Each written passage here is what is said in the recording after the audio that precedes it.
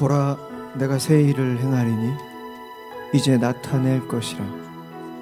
너희가 그것을 알지 못하겠느냐? 이 백성은 내가 나를 위하여 지었나니 나의 찬송을 부르게 하려 함이니라. 아멘. 네, 수요 필워십 오신 모든 분들 진심으로 환영합니다. 이 시간 다 같이 눈을 감으시고 지난 한 주간에 있었던 우리의 모든 부족했던 모습들, 또 죄악된 마음, 더러운 마음, 그런 모든 좋지 않았던 우리의 모습들을 하나님 앞에 회개하며 나가도록 하겠습니다. 기도하시겠습니다. 사랑하는 하나님, 용서하여 주시옵소서. 아버지, 우리의 모든 죄를 용서하여 주시옵소서. 주님, 당신이 나를 주님을 찬양하라고 부르셨고 만드셨습니다. 하나님, 하지만 내가 지난 한 주 동안 참 많은 것들을 찬양했습니다. 세상을 찬양하고 사람을 찬양했고, 하나님, 그러나 어리석은 모습들 주여 다 용서하여 주시옵소서. 우리의 모든 죄악을 하나님 용서하여 주시옵소서. 정말 자격 없습니다. 하나님, 거룩한 하나님을 찬양하기에 너무나도 악하고 너무나도 지저분한 마음들로 가득 찬 우리들의 모습, 하나님, 나의 모습을 용서하여 주시옵소서. 하지만 주님을 붙잡고 또 주님을 쫓고 주님께 나아갑니다. 하나님, 주님의 안에서 내가 살아나가길 원합니다. 아버지, 이 예배를 통해서 다시 한번 회복되어 되게 하여 주시고 하나님 만나는 귀한 시간이 되게 하여 주시옵소서. 아버지, 함께 하여 주시옵소서.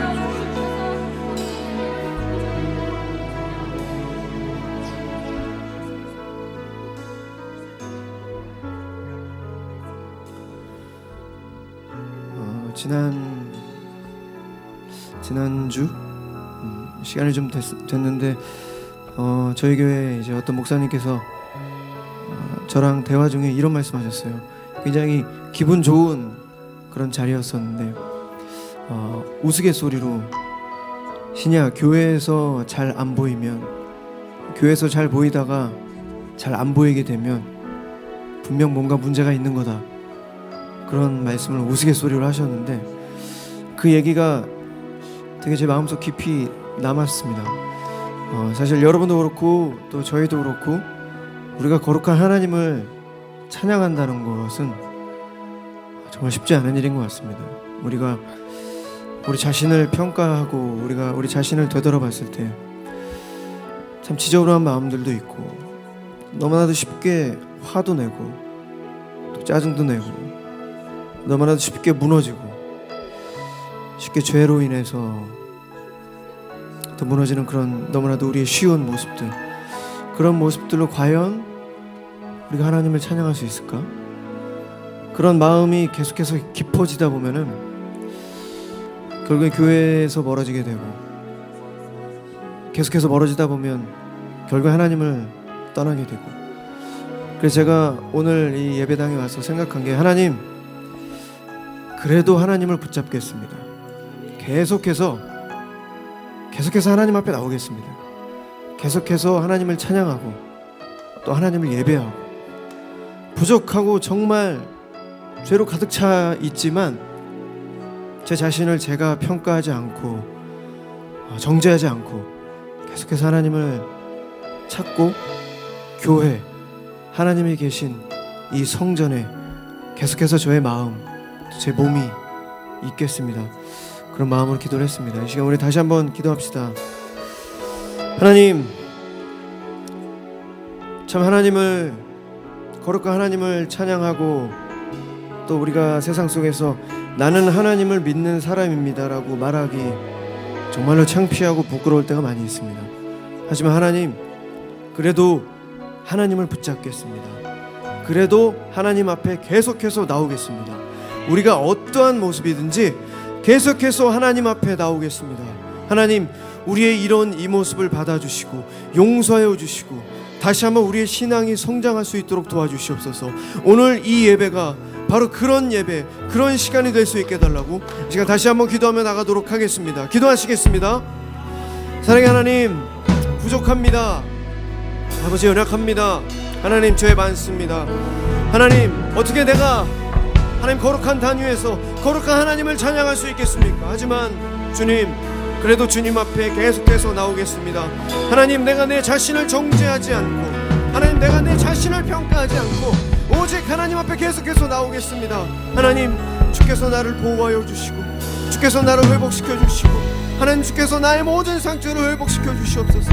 하나님, 어떻게 내가 주님을 찬양할 수 있겠습니까? 그저 주님께서 주신 그 은혜로 말미암아, 오직 믿음으로 말미암아 내가 주님 앞에 또 나왔습니다. 하나님은 살아계시고, 하나님은 나를 지으시고, 하나님은 나를 만드시고, 하나님 나의 주인 되시고, 하나님 나의 아버지 되시고, 하나님 나를 사랑하시기에 하나님 오늘도 이 모습 이대로를 들고 나왔습니다. 하나님, 이 시간 주님 앞에 기도하며 찬양하며 나아갈 때 아버지, 우리의 찬양을 받아주시고, 주님, 우리의 모든 것들을 용서하여 주시고 회복시켜 주시옵소서.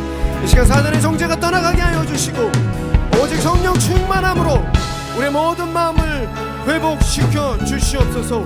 우리의 신앙이 성장하게 하여 주시고, 이 믿음의 경주에서 하나님 승리하며 나아갈 수 있도록 아버지 도와주시옵소서.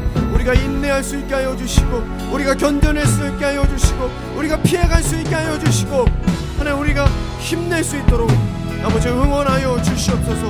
하나님, 힘 주시옵소서.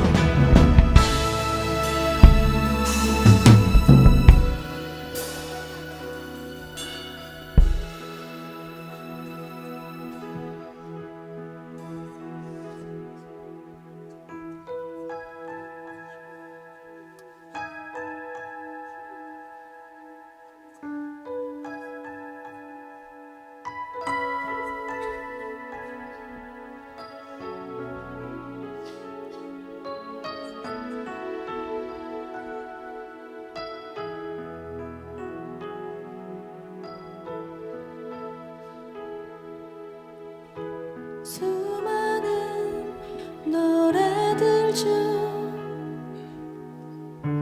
가장 뛰어난 노래, 나를 향한 아버지의 노래.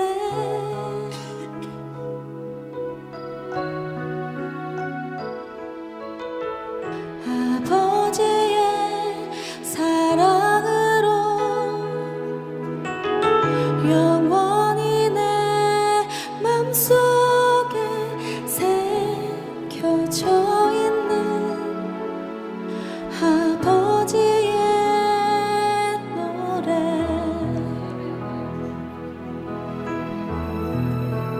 천상의 그 멜로디,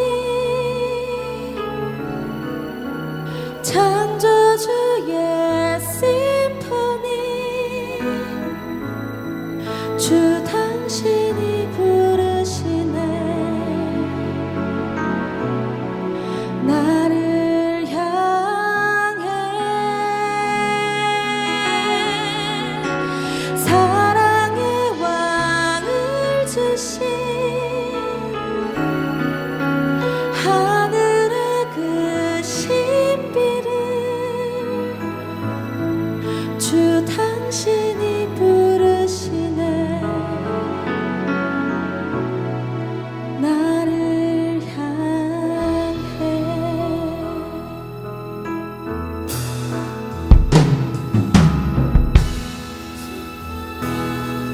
노래들 중 가장 뛰어난 노래, 나를 향한 아버지의 노래.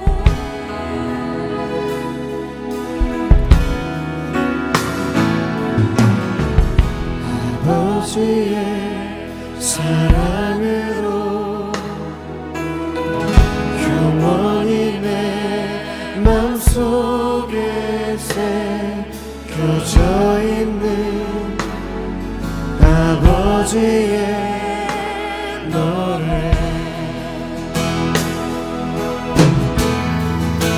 천상의 멜로디,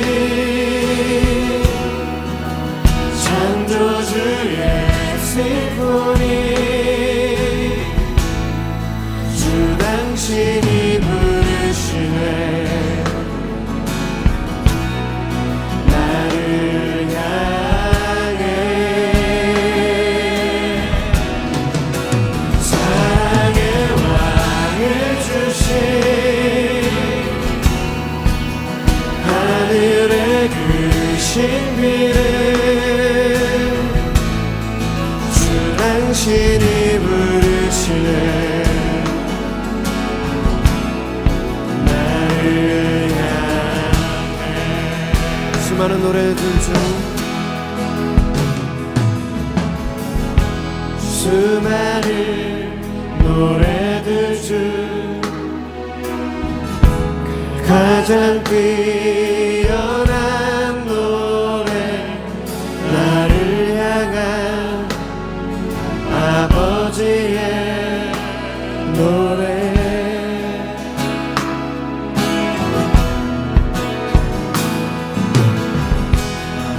아버지의 사랑으로 영원히 내 맘속에 새겨져 있는 아버지의 노래 천상의 그 멜로디 천상의 그 멜로디 창조주의 심포니 주 당신이 부르시네 나를 향해 사랑의 왕을 주신 하늘의 그 신비를 당신이 부르시네 나를 향해 천상의 그 멜로디 천상의 그 멜로디 창조주의 심포니 주 당신이 부르시네 당신이 부르시네 나를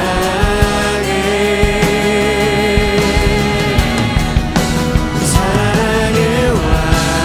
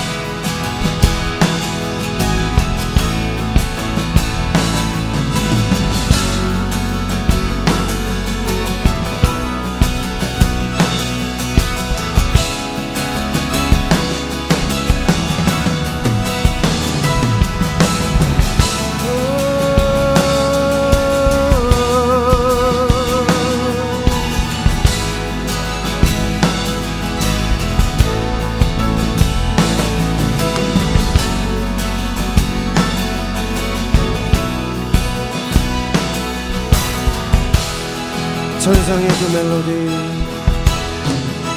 천상의 그 멜로디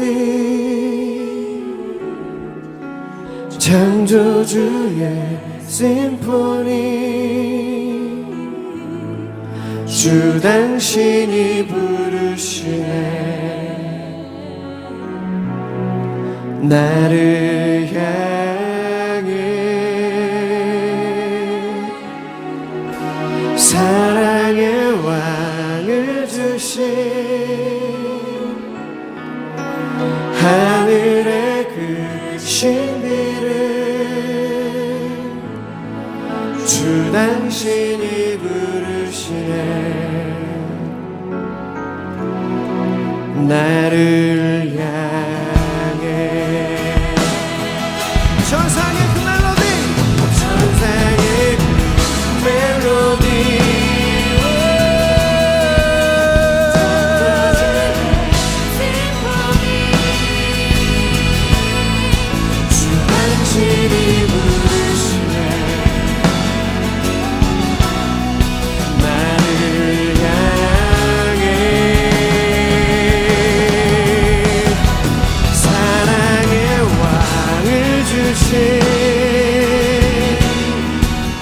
하늘의 그 신비를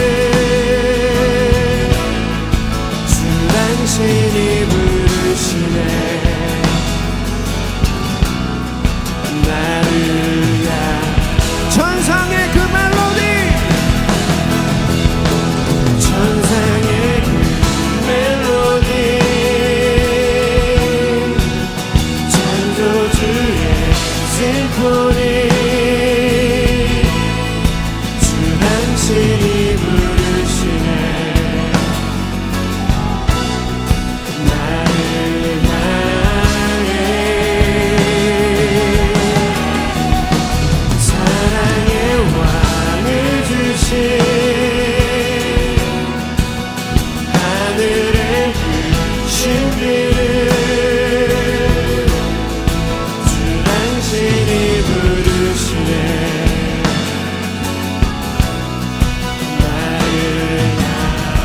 다시 한번 기도하겠습니다. 하나님, 오늘 예배 주님의 부르심 또 저의 의지도 있었습니다.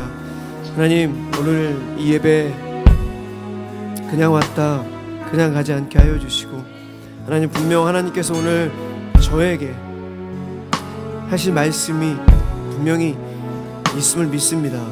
하나님, 주님께서 찬양과 또 기도와 말씀을 통해서 하나님 말씀하실 때 그 말씀을 제가 잘 듣고 그 말씀을 담아서 우리가 남은 한 주 또 주일까지 또 승리하며 살아갈 수 있도록 하나님 도와주십시오. 이 시간 다시 한번 우리 기도하며 나가도록 하겠습니다. 기도하겠습니다.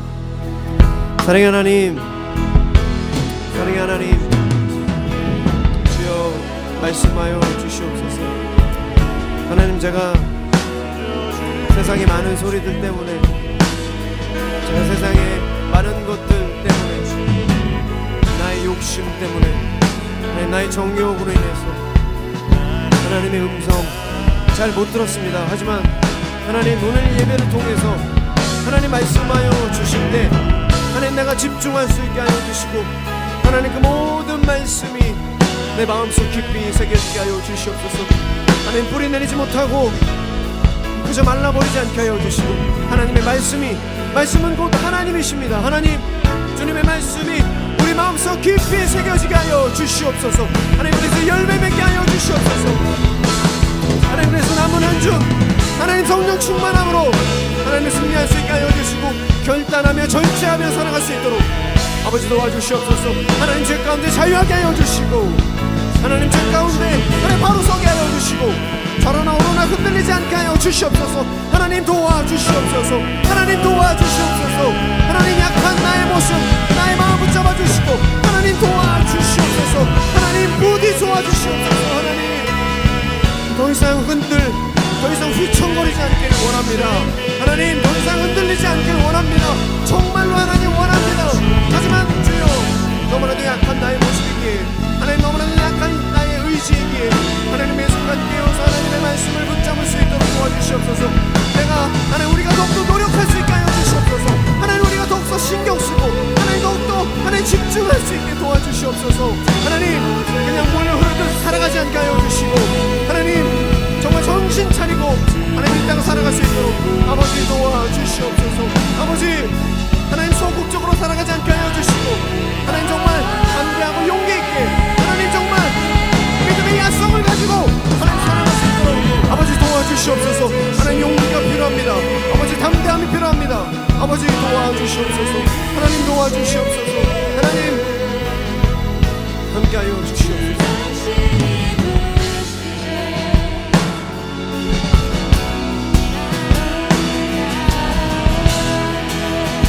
천상의 그 멜로디, 천상의 그 멜로디,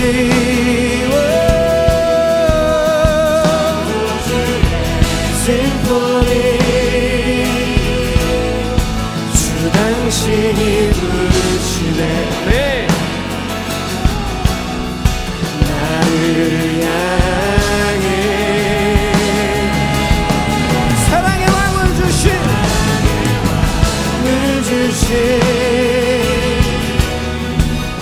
하늘의 신비를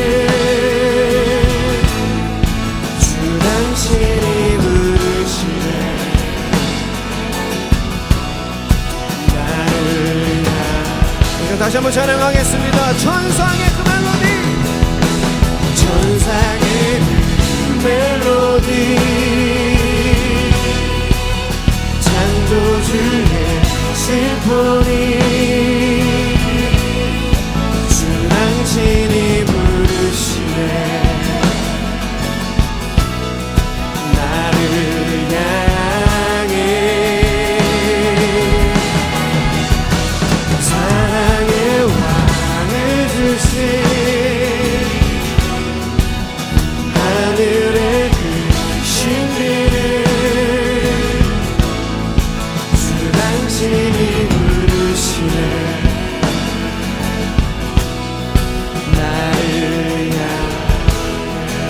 당신이 부르시네. 주 당신이 부르시네. 나를 향해 주 당신이 부르십니다. 주 당신이 부르시네. 나를 향해.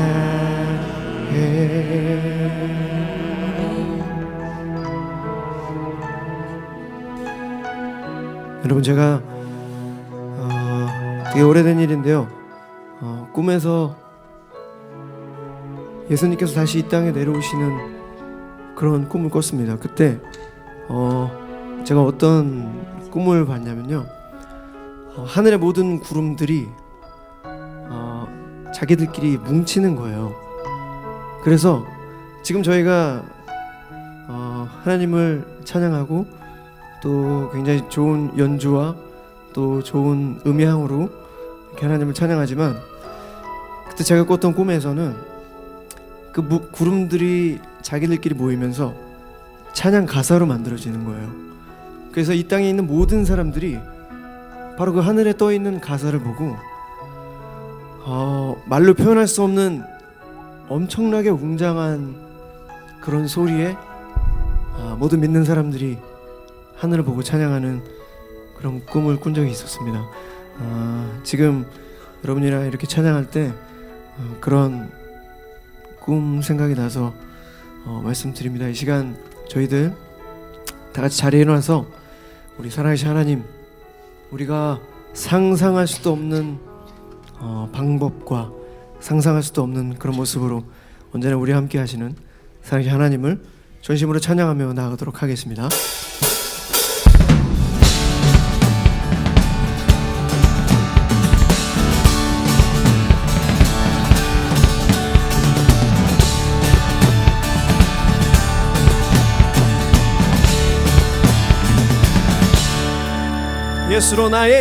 예수로 나의 구주 삼고 성령과 피로써 얻은 날이 이 세상에서 내 영혼이 하늘의 영광 누리도. 아멘.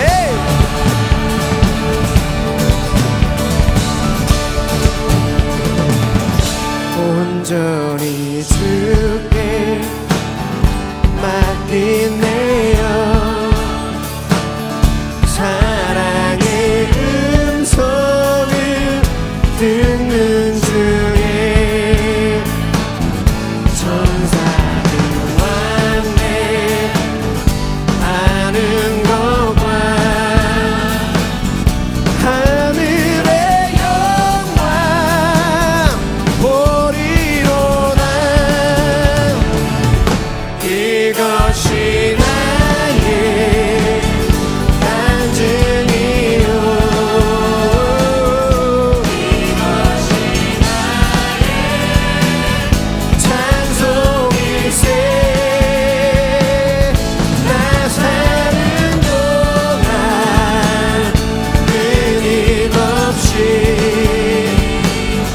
구주를 찬송하리로다.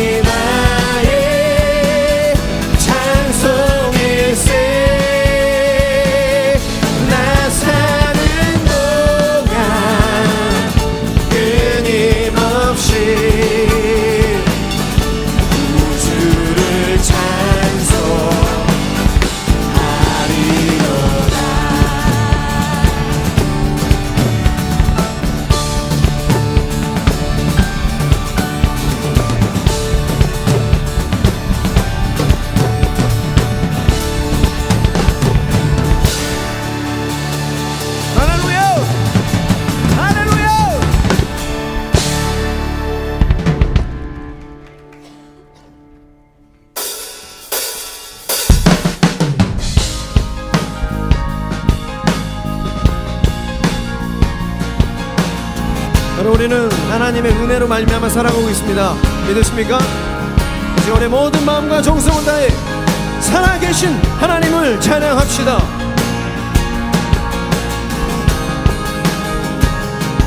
내 영혼이 은총 입어, 내 영혼이 은총 입어 중한 죄지 얻고 보니 슬픈 나를 이 세상도 천국으로 와도다.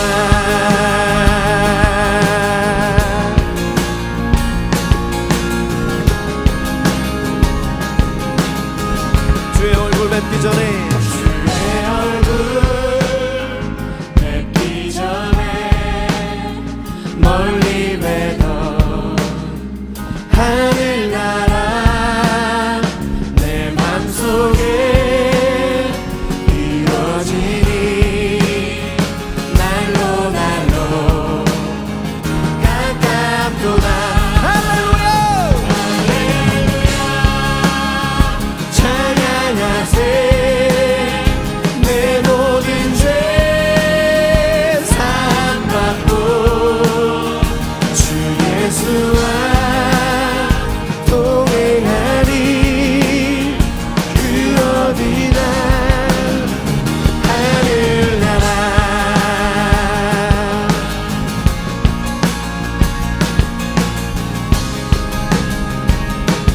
높은 산이 거친 들이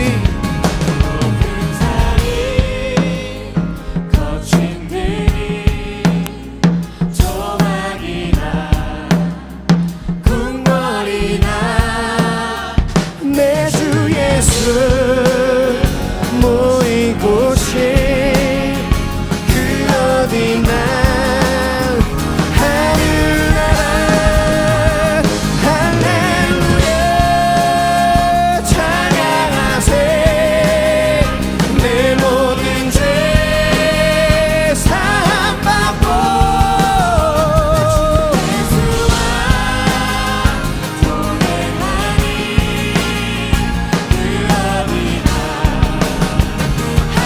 할렐루야 찬양하세. 할렐루야 찬양하세.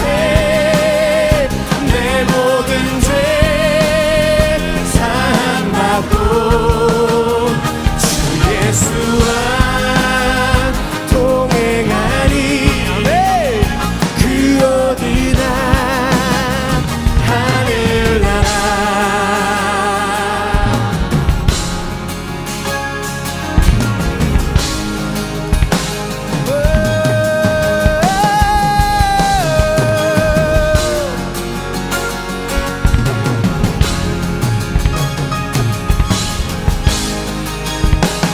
할렐루야 난 자유케 하셨네. 할렐루야 날 자유케 하셨네.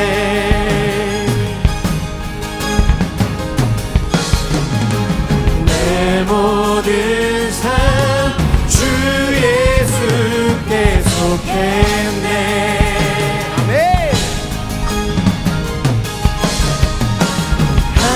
하늘나라 모든 삶에 임하네. 내 모든 삶 주 예수께 드리리. 내 모든 삶 주 예수께 드리리.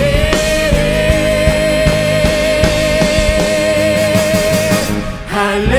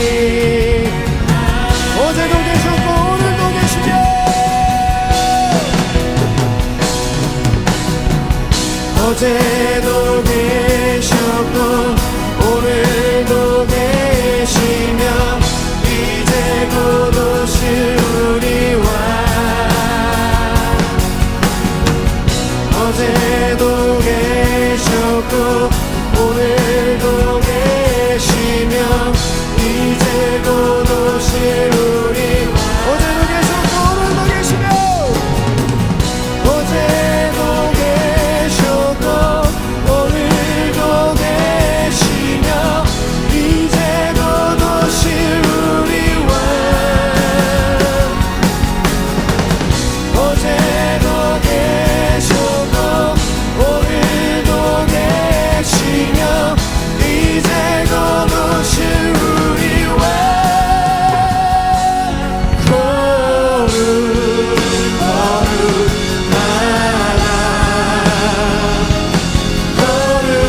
거룩하다 주 하나님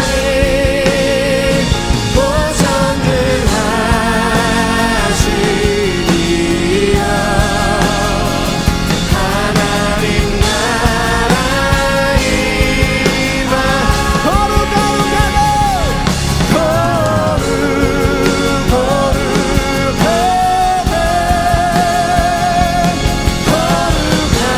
거룩하다 주 하나님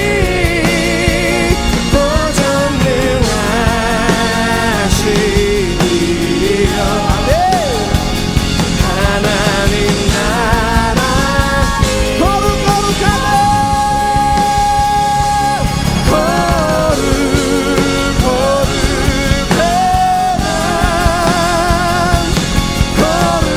거룩하다 주 하나님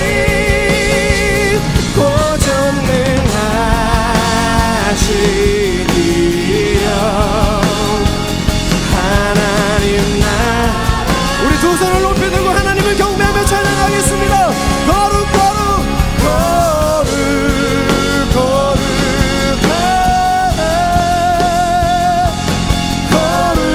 거룩하다 주 하나님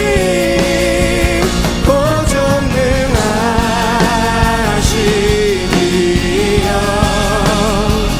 하나님 나라의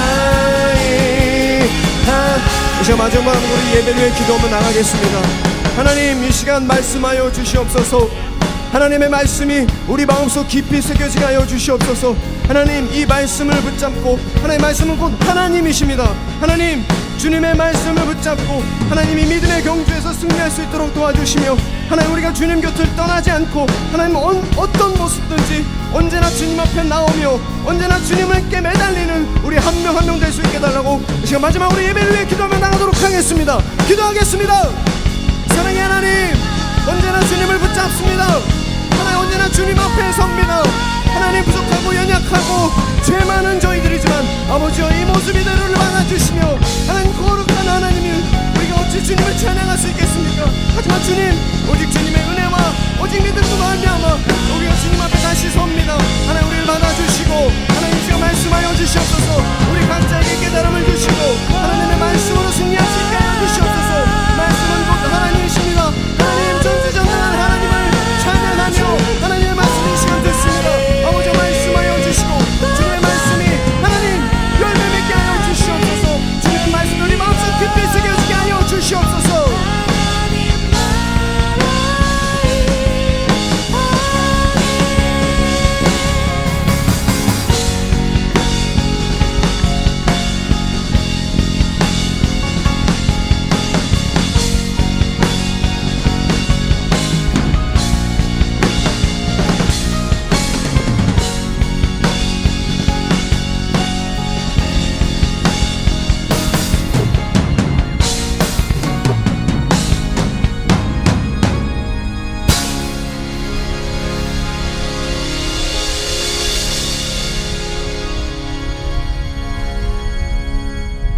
사랑과 은혜가 풍성하신 하나님 아버지 감사합니다. 이 시간 저희들을 예배자로 하나님께서 불러주시고 또 이 시간 우리가 마음을 다해서 목소리를 다해서 주님의 이름을 찬양하게 하심을 감사드립니다. 하나님 아버지 저희들의 찬양을 통해서 주께 영광을 받아주시옵고 저희들의 입술의 찬양 가운데 하나님 거하시며 우리의 삶 가운데 임재하셔서 우리를 만져주시고 또 우리를 고쳐주시고 또 우리를 회복시켜주시고 우리를 온전히 새롭게 해주시는 그런 놀라운 주님의 은혜를 경험하는 이 예배의 자리가 될 수 있도록 인도하여 주시옵소서. 이 시간 하나님만이 이 예배 가운데 임재하셔서 저희들을 다스려 주시고 저희들을 통치하여 주시옵소서. 이 시간 주의 말씀 가운데 나아갑니다. 하나님 아버지, 믿음은 들음에서 난다고 하셨사오니 말씀을 통해서 저희들의 믿음이 새로워질 수 있도록 주님 축복하여 주시옵소서. 감사드리며 예수님의 이름으로 축복하며 기도하옵나이다. 아멘. 네, 여러분 반갑습니다. 네, 제가 좀 낯설시죠? 네, 제가 하여튼 수요 필워십에 이제 이제 설교를 하게 되고 여러분들하고 함께 이제 예배를 하게 되었습니다. 제 이름은 네, 손지승입니다. 네, 기억을 좀 해주세요. 네, 네. 그 교회에서의 포지션은 그냥 교육 목사입니다. 교육 목사고 저는 주로 이제 5교구에서 사역을 하고 이제 그 장년부 사역을 주로 하고 있습니다. 그런데 뜻하지 않게 또 이렇게 하나님께서 뭐 기회를 주신 것인지 이렇게 수요 필워십에서 설교를 하게 됐고 여러분들하고 함께 예배를 하게 됐습니다.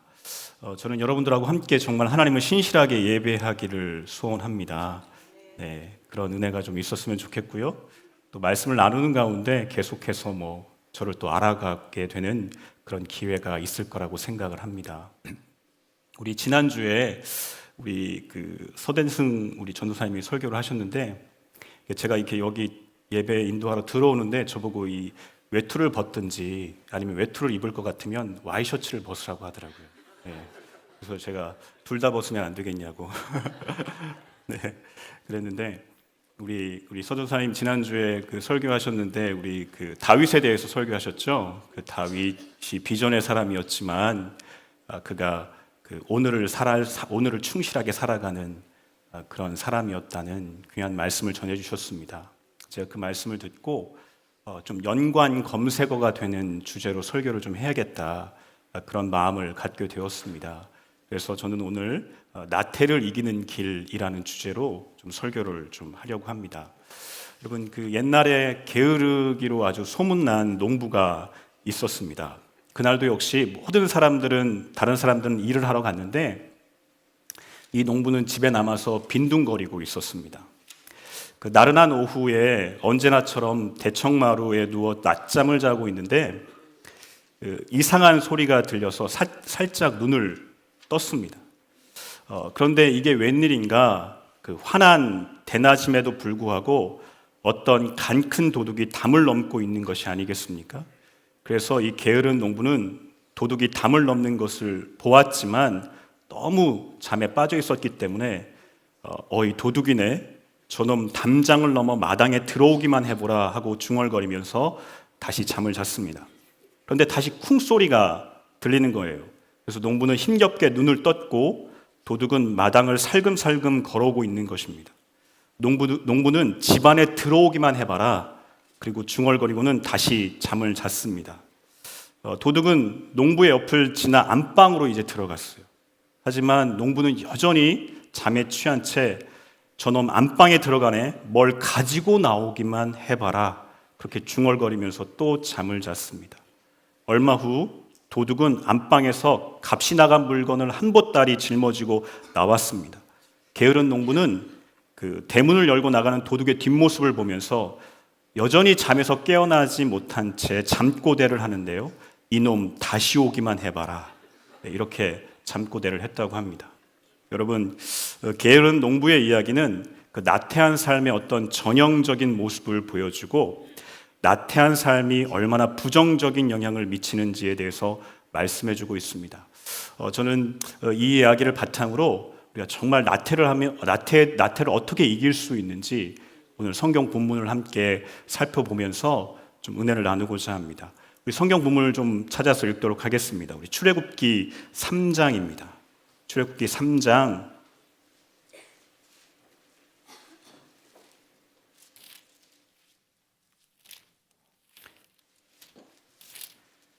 1절부터 우리 12절까지 말씀입니다. 출애굽기 3장 1절부터 12절까지 말씀을 저와 함께 한 절씩 우리 교독해서 말씀을 좀 읽도록 하겠습니다. 모세가 그 장인 미디안 제사장 이드로의 양떼를 치더니 그 떼를 광야 서쪽으로 인도하여 하나님의 산 호렙에 이르매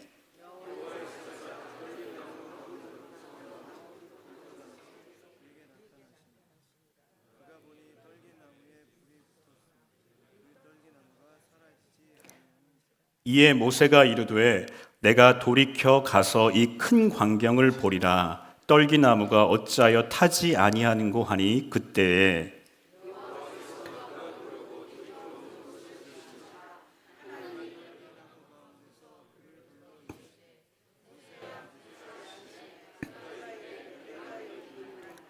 하나님이 이르시되 이리로 가까이 오지 말라. 내가 선 곳은 거룩한 땅이니 내 발에서 신을 벗으라.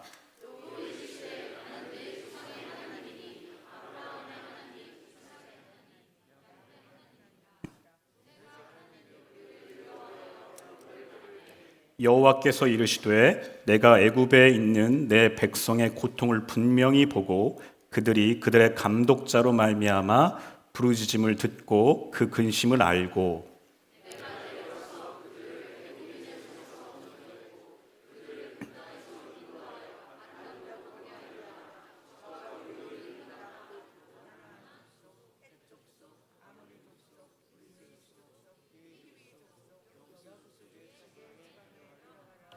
이제 가라. 이스라엘 자손의 부르짖음이 내게 달하고 애굽 사람이 그들을 괴롭히는 학대도 내가 보았으니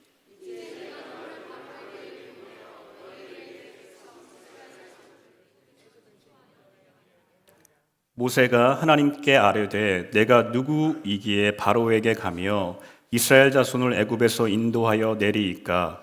하나님이 이르시되 내가 반드시 너와 함께 있으리라. 내가 그 백성을 애굽에서 인도하여 낸 후에 너희가 이 산에서 하나님을 섬기리니 이것이 내가 너를 보낸 증거니라.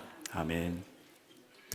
여러분, 그 한 손에는 테이크아웃 커피 잔을 들고 또 한 손으로는 도넛을 들고 종종 걸음으로 사무실을 향해 들어가는 직장인의 모습은 현대인의 바쁜 일상을 상징적으로 보여주는 모습일 것입니다.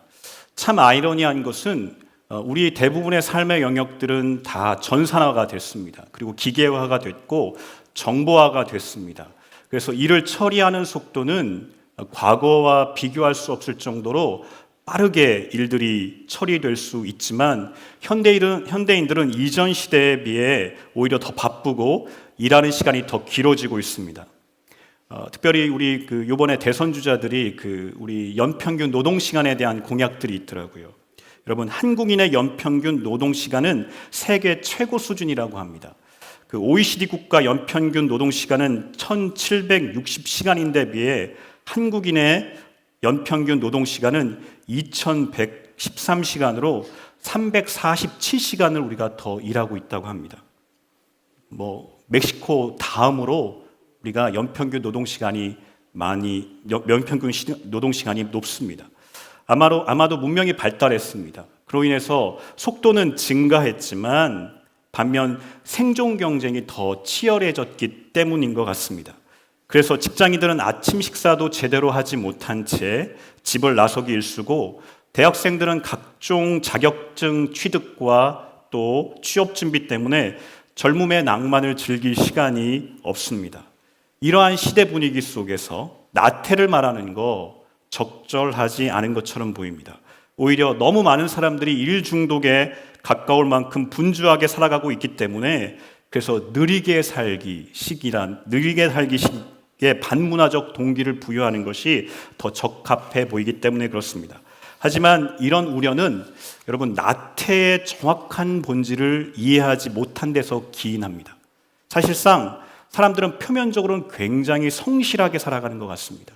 그리고 굉장히 바쁘고 분주하게 삶을 사는 것 같지만 그 이면에는 치명적인 나태가 숨겨져 있을 가능성이 굉장히 큽니다. 그런 사람들에게 당신은 무엇 때문에 그렇게 바쁘게 살고 있습니까? 라는 질문과 함께 그 사람들의 삶을 들여다보면 그 사람들 안에 특별한 어떤 소명의식이라든지 분명한 어떤 목적의식이나 어떤 삶에 대한 열정 같은 것이 없고 그저 수동적인 삶을 열심히 반복하고 있는 것을 보게 됩니다. 여러분, 많은 직장인들이 로또를 사고 있습니다. 혹시 여러분들도 사셨습니까? 예?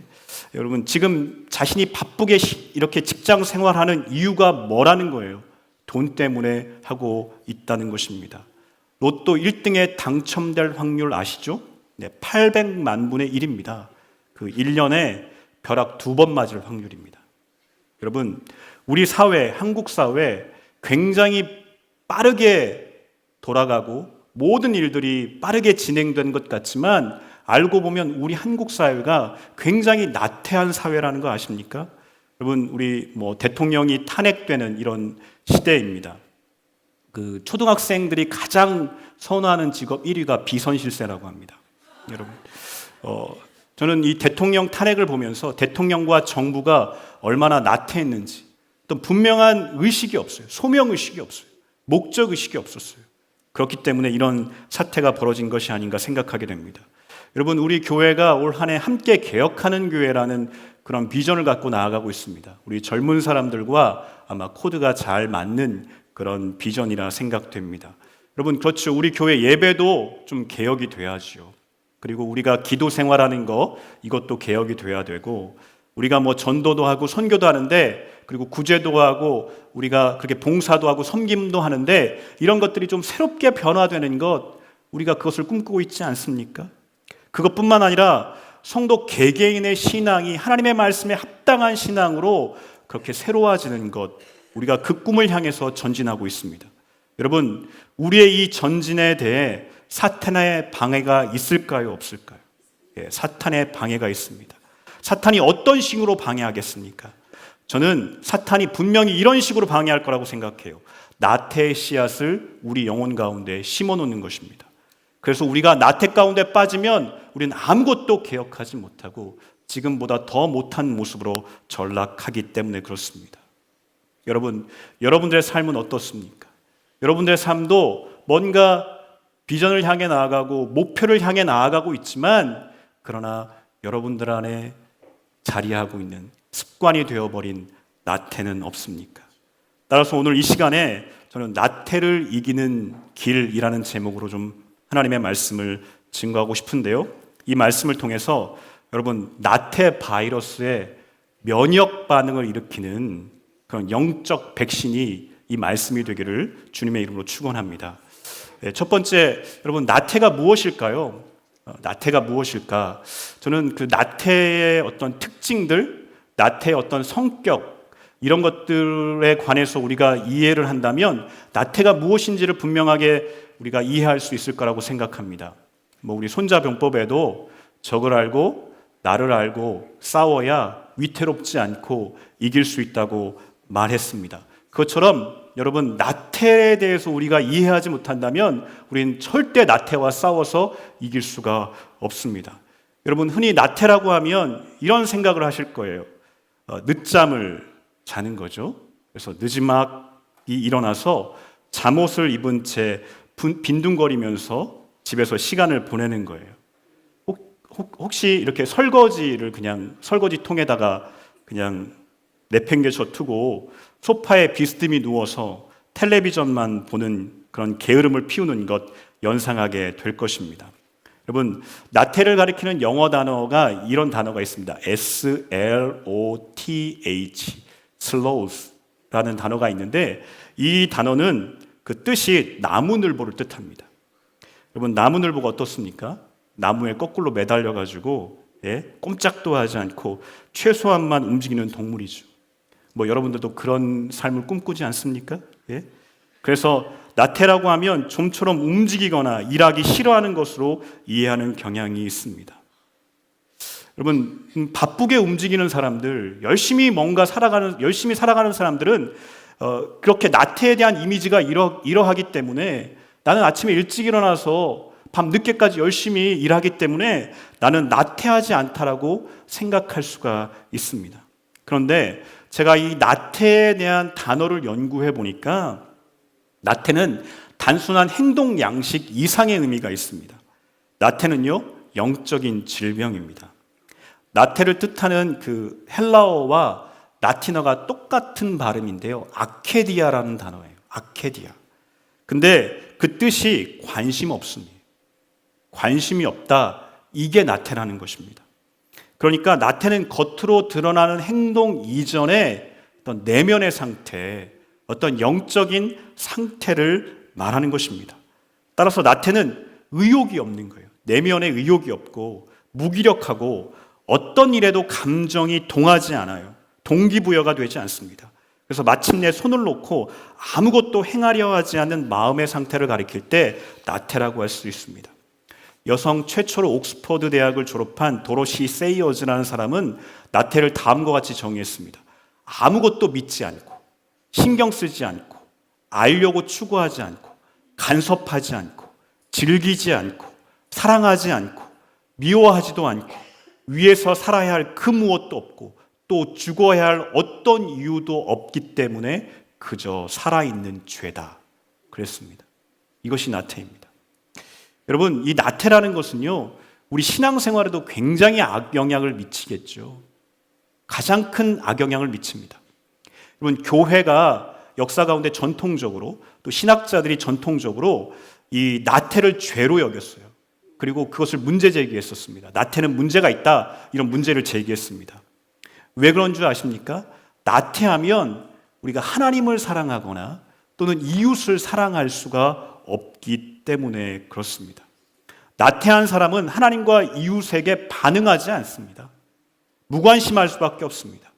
그래서 나태에 사로잡히게 되면 하나님께 드려야 될 예배, 하나님께 드려야 될 섬김, 또 하나님께 드려야 될 사랑이 충분히 드러날 수가 없습니다. 또한 이웃을 사랑하는 것도 충분히 드러날 수가 없는 것입니다. 따라서 하나님과 이웃을 사랑해야 하는 것, 이거 가장 큰 계명 아닙니까? 그것을 범하게 되는 가장 큰 죄를 짓게 만들기 때문에 나태는 심각한 문제가 있는 것입니다. 또한 여러분, 나태를 좀 더 깊이 이해하기 위해서 저는 이 우울증하고 좀 이 나태를 연관지어서 생각해 볼 필요가 있다고 생각합니다. 여러분, 나태해서 우울해질까요? 아니면 우울하니까 나태해지는 걸까요? 한번 짧은 시간이지만 생각해 보십시오. 네? 여러분, 나태해서 우울해질까요? 아니면 우울하기 때문에 나태해질까요? 네, 뭐 상호작용을 하겠죠. 하지만 근본적으로 우울하기 때문에 나태해집니다. 여러분, 우리가 왜 우울해질까? 우리 참 이 젊은 세대들도 굉장히 우울감을 느끼며 살아가잖아요. 내면 깊숙한 곳에 우울감이 있죠. 왜 우리는 우울해질까? 첫 번째 보니까 이 분노 때문에 그래요. 분노 때문에. 이 분노가 있는데 이 분노가 해소가 되어야 되는데 이걸 해소할 수가 없는 거예요. 내가 참아서 해소가 안 될 수도 있고 이 분노가 있는데 어떻게 해소해야 할지를 몰라서 이게 해소가 안 되는 거예요. 그러면 이 분노가 내 안에 잔재되어서 남아있으면 이건 반드시 우울증으로 이어지게 됩니다. 분노가 마음에 일어났는데 이게 해소가 되지 않으면 그 사람은 갑자기 우울해지거나 갑자기 막 기분이 급상승하거나 그렇게 되는 조울증 증상을 나타나게 된다고 합니다.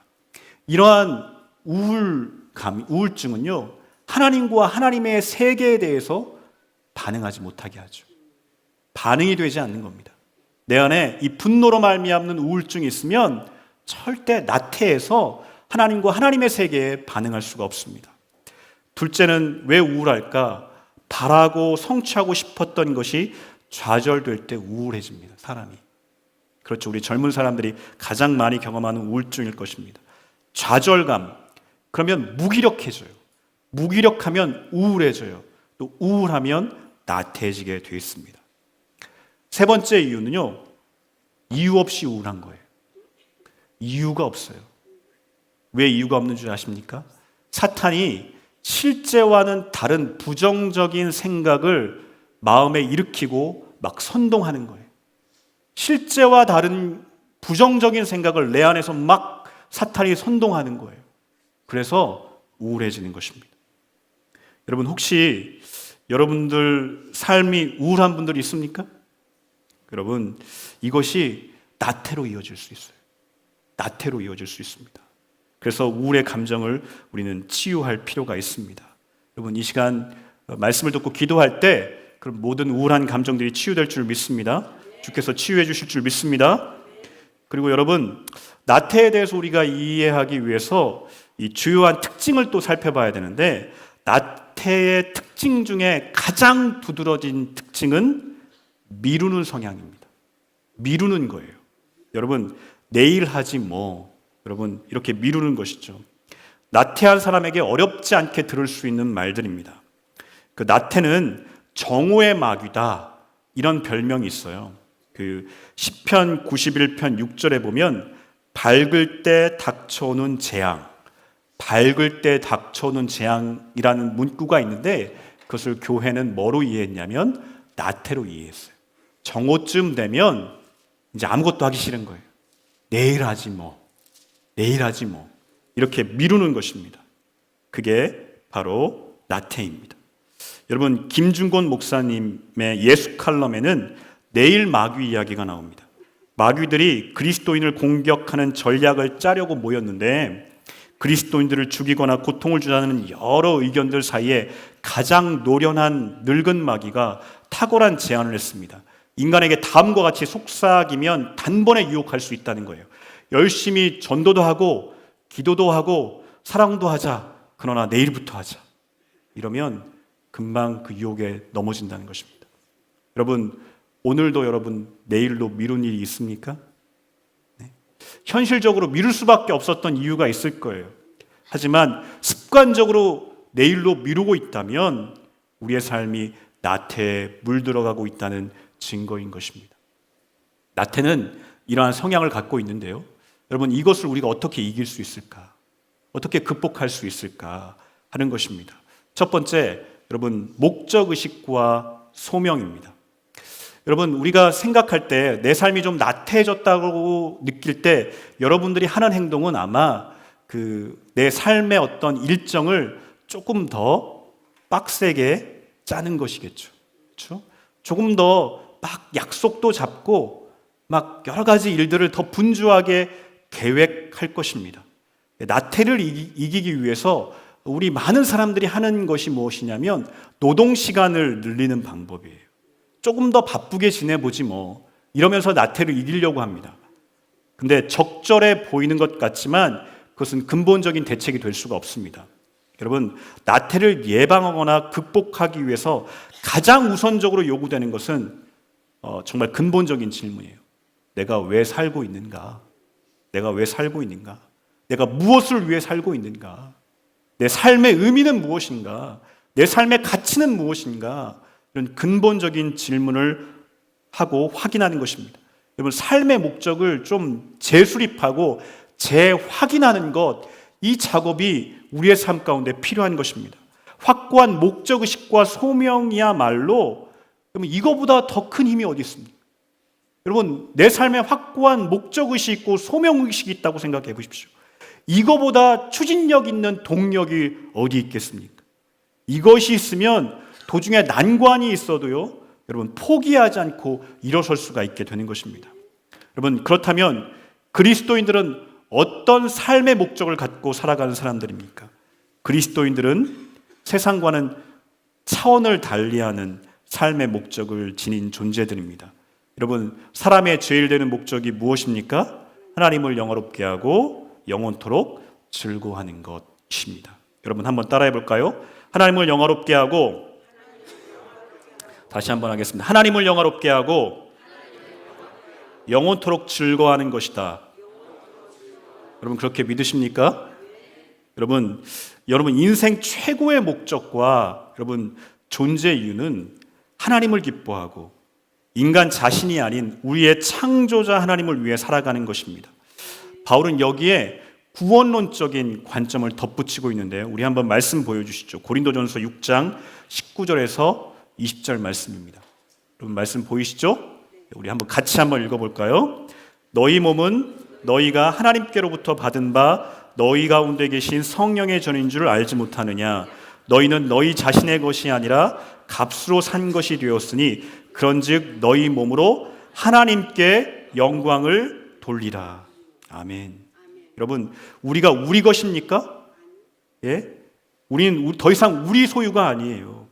여러분, 이제 우리를 구원하시기 위해서 십자가에서 예수 그리스도께서 우리 죄값인 사망, 그 죄값을 우리가 지불해야 되는데 우리에게 지불하게 하시지 않고 예수님께서 대신 지불하셨죠. 그래서 이제 우리는 하나님이 값을 지불하고 하나님의 것으로, 하나님의 소유로 하나님이 삼으신 것입니다. 그렇게 속죄하셨습니다. 여러분, 그러하기에 우리는 이제 하나님을 위해서 살아야 하는 것입니다. 여러분, 나는 정말 이제 내 삶의 가치는, 내 삶의 의미는 나를 위해 사는 것이 아니라, 또 세상의 그 무엇을 위해 사는 것이 아니라, 그것은 다 그냥 수단과 방법이요, 껍데기일 뿐이고, 정말 내 삶의 핵심 가치와 본질은 하나님을 위해 사는 것이다 라고 하는 그런 분명한 의식이 우리 안에 있어야 되는 것이죠. 이게 우리를 사로잡아야 되는 것입니다. 이것에 우리가 늘 기쁘고 이것에 늘 우리가 그렇게 반응해야 되는 것이죠. 여러분, 오늘 본문 말씀은요, 모세의 이야기입니다. 모세가 미디안 광야에서 양을 치고 있었어요. 여러분, 양을 돌보는 일 얼마나 분주한 일입니까? 분주한 삶을 요구하는 일입니다. 하지만 모세가 목적의식이 있었을까요? 어떤 소명이 있었을까요? 그런 게 없었어요. 분주했지만 그래서 그의 삶은 나태한 삶이었습니다. 오늘 본문 말씀은요, 우리가 읽은 본문 말씀은요, 하나님께서 모세를 부르시는 이야기인데, 이제 처음에 모세를 부르신, 첫 번째로 부르시는 이야기입니다. 하나님께서 모세를 처음 부를 때 모세가 즉각적으로 그 하나님의 부르심에 응답했습니까? 그렇지 않죠. 계속 핑계를 댔죠. 그래서 3번이나 핑계를 대고 하나님의 부르심이 3번 있은 이후에나 어쩔 수 없이 순종했던 것이 모세입니다. 여러분, 모세가 왜 하나님의 부르심 앞에 이렇게 즉각적으로 순종하지 못했을까요? 그 안에 나태가 있었어요. 분명한 삶의 목적의식이 없었어요. 그러니까 하나님이 아무리 부르셔도 그는 움직일 수가 없었던 것입니다. 여러분, 우리 본문 말씀을 통해서 저는 하나님께서 우리를 향하신 뜻이 무엇인지를 분명하게 말씀하고 있다고 저는 믿는데요. 하나님께서 오늘 말씀해 보면 떨기나무에 불이 붙었어요. 근데 그 떨기나무가 사라지지 않는 초자연적인 방법으로 임재하십니다. 하나님의 이 초자연적인 임재 현상, 이것은 인간이 시선을 주목시키기에 충분했습니다. 하지만 하나님께서는 자신의 초월적인 임재를 나타내시는 것, 그래서 그것을 과시하시는 것, 거기에 목적이 있지 않으셨어요. 하나님은 임재하셔서 모세를 부르고 계신 거예요. 그렇게 초자연적인 임재를 통해서 모세를 부르시는 거예요. 그리고 그에게 좀 이것 좀 하지 않으련 하고 소명을 주시는 거예요. 그리고 9절에 보니까 뭐라고 말씀하시냐면, 이제 가라, 이제 좀 가라, 이제 좀 움직여라, 그 방향을 향해 나아가라, 그렇게 말씀하셨습니다. 다시 말씀드리면 하나님께서는요, 우리의 삶에도 동일하게 역사하십니다. 여러분의 삶 가운데 하나님이 임재하십니다. 삶의 현장 가운데 임재하십니다. 그리고 하나님께서 여러분의 삶 가운데 함께 하시면서 뭐 하고 계신 거예요? 우리를 보호하시기도 하고 지키기도 하시고 우리를 도와주시기도 하지만 하나님께서 우리를 부르고 계신 거예요. 여러분을 부르고 계시는 거예요. 여러분, 하나님의 부르심을 인생의 목적과 소명으로 알고 반응하는 삶이 나태를 예방하며 극복하는 길이 되는 것입니다. 그래서 여러분, 우리가 왜 항상 말씀 가운데, 기도 가운데 깨어 있어야겠습니까? 왜 거기에 그 말씀과 기도 가운데 거해야겠습니까? 하나님의 부르심에 그것을 듣고 응답하기 위함이 아닙니까? 여러분, 하나님께서 우리의 삶에 임재하셔서 말씀하시는 것에 반응하는 삶을 살기 위해서는요, 그게 잘 되지 않죠. 그러기 위해서는요, 우리가 이 좀 완전히 본질적으로 바뀌어야 돼요. 우리가 완전히 뒤집어지는 개혁되는 역사가 있어야 합니다. 여러분 밥 버포드의 하프타임이라는 책이 있습니다. 아마 많이 읽었고 또 알려진 책인데요. 이 책을 보면요, 인생을 전반전과 후반전으로 구성된 운동 경기에 비유하면서 전반전을 뛴 후 하프타임에 치밀하게 전반전을 돌아보고 목표 조정과 전략 수정을 거친 후 제대로 후반전을 뛰어야 된다고 주장을 합니다. 근데 정말 중요한 내용이 이 책에 있어요. 뭐 하프타임 때 뭐 전반전 돌아보고 후반전 전략 세운다. 여기에 의미가 있는 게 아니라 아주 중요한 의미가 여기 안에 담겨져 있는데요. 무엇이냐면요, 이런 것입니다. 성공 중심인 전반전과 달리 후반전은 사명 중심으로, 의미 중심으로 전환시킬 필요가 있다는 것입니다. 우리가 전반전은 뭐 성공하기 위해 살았다면 정말 우리 안에 다시 한번 개혁되어야 될 것이 있는데, 그것은 이제 성공이 목표가 아니라 사명이 목표가 되고 의미가 목표가 되는 그런 삶으로 개혁이 되어야 된다는 것입니다. 저는 이 책의 내용 중에 이게 가장 마음에 드는데요. 너무 멋있지 않습니까? 성공 중심의 삶에서 사명 중심의 삶으로의 전환, 이것이 우리 안에 필요하다는 것입니다. 이러한 인생관의 본질적인 개혁이 일어나지 않으면 여러분, 하나님의 부르심 앞에 우리는 반응할 수가 없어요. 우리는 열심히 사는 것 같지만 우리는 나태해질 수밖에 없습니다. 그리고 우리는 방황할 수밖에 없습니다. 이게 우리의 삶이에요. 성공 중심으로 살면 좋을 것 같죠? 아니요. 나태해집니다. 나태해집니다. 사명 중심으로 살면 어려워질 것 같죠? 아니요. 그 인생이 기쁘고 즐거운 것입니다.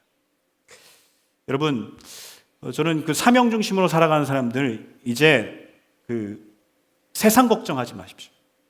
우리가 사실 왜 사명 중심으로 못 살아가는가 보니까 세상 걱정이 너무 많아요. 세상 걱정과 염려가 너무 많기 때문에 사명을 따라 살지 못하는데, 여러분 이제 우리가 사명 중심으로 살아갈 땐 우리가 세상 걱정 그만하셔도 좋습니다. 우리 예수님 벌써 분명히 말씀하셨죠. 먼저 그 나라와 그 일을 구하면 내가 이 모든 것을 너에게 더해 주겠다. 내 삶을 책임져 주겠다 말씀하셨습니다. 여러분 믿으십니까? 여러분, 제가 다니엘 보면서 늘 감동받는 것이, 여러분 다니엘이 그 바벨론 포로로 붙잡혀 갔을 때 바벨론 왕이 주는 음식을 먹지 않았죠. 거절했습니다.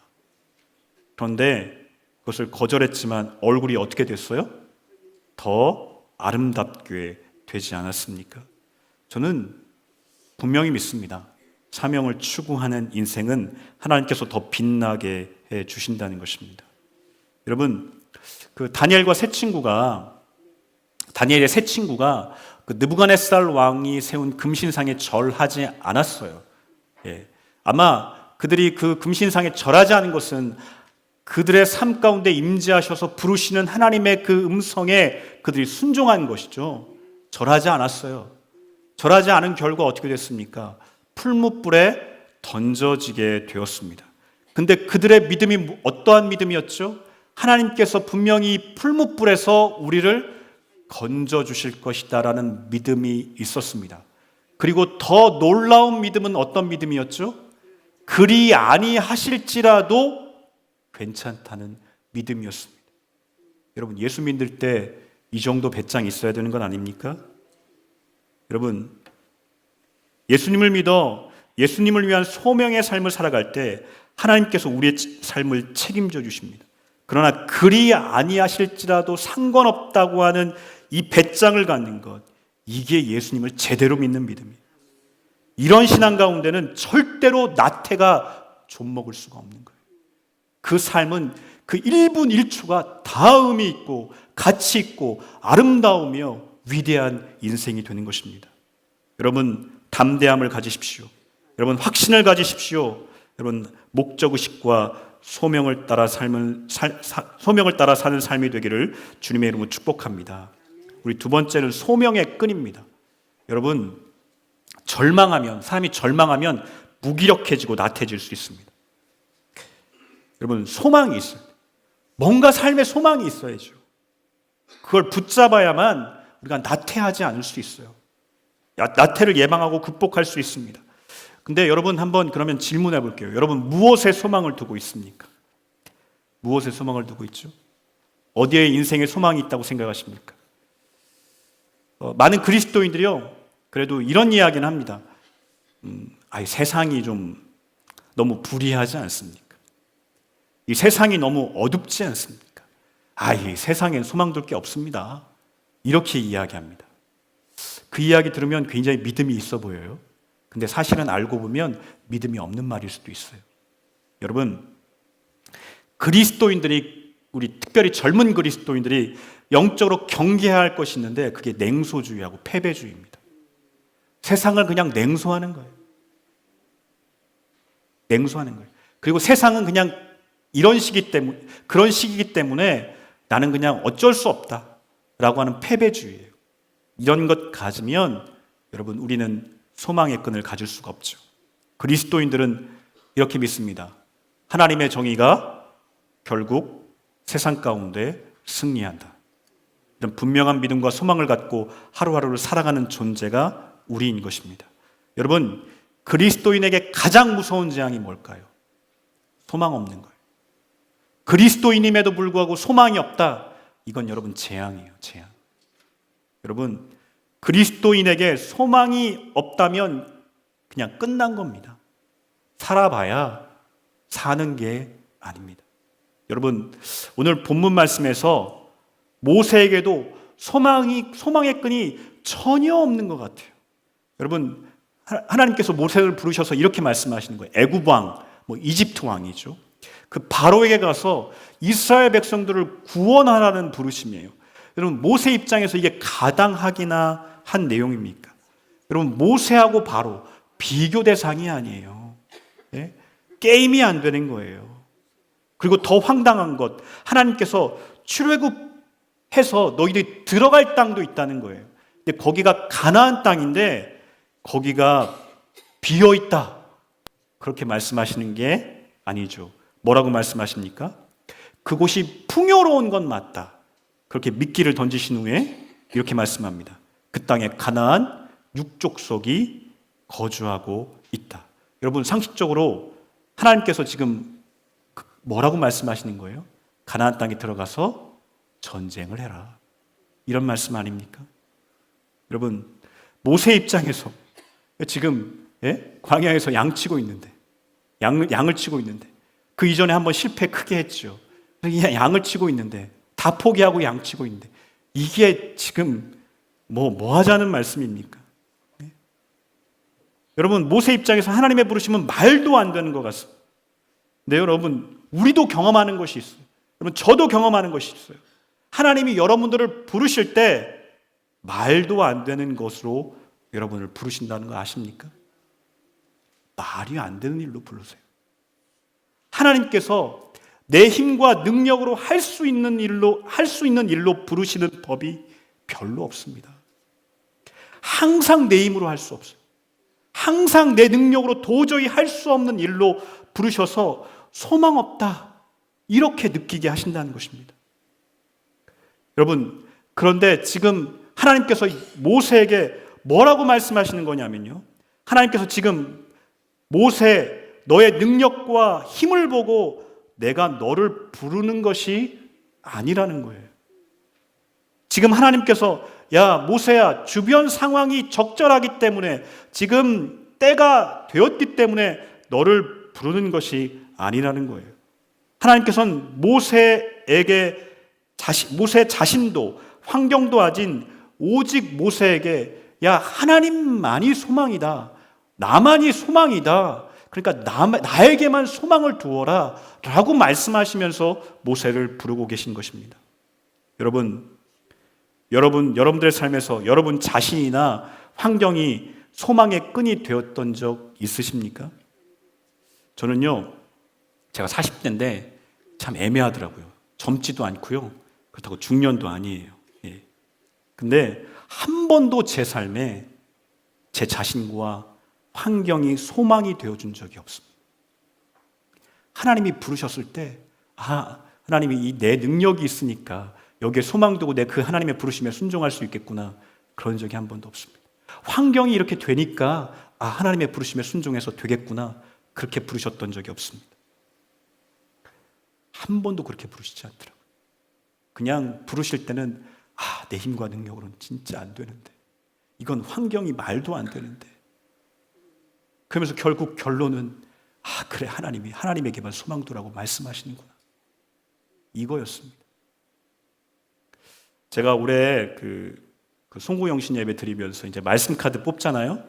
말씀 카드 뽑았는데 제게 주신 말씀이 시편 146편 5절인데 이런 말씀입니다.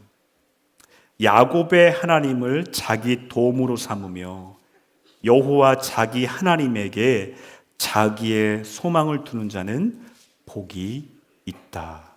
이런 말씀이었어요. 저는 깜짝 놀랐습니다. 올 한 해도 하나님이 그 어디에도 소망 두지 말고 하나님에게만 소망 두고 살아가라고. 그게 복이 있다고. 그러면 삶에 소망이 넘칠 거라고 말씀하시는 것으로 들을 수 있었습니다. 여러분, 하나님께 소망 둘 때 모든 절망을 이기고 나태를 극복하게 되는 줄 믿습니다. 사랑하는 예배자 여러분, 간략하게 말씀을 정리하고 우리 함께 찬양하며 기도하는 시간을 가질 텐데요. 여러분, 나태를 극복하고 다시 일어나시기를 주의 이름으로 축복합니다. 여러분, 하나님께서 여러분의 삶에 임재하셔서 부르시는 것 있다면 여러분 순종하십시오. 그래서 하나님 앞에 쓰임받는 그런 예배자들 되시기를 주님의 이름으로 축원합니다.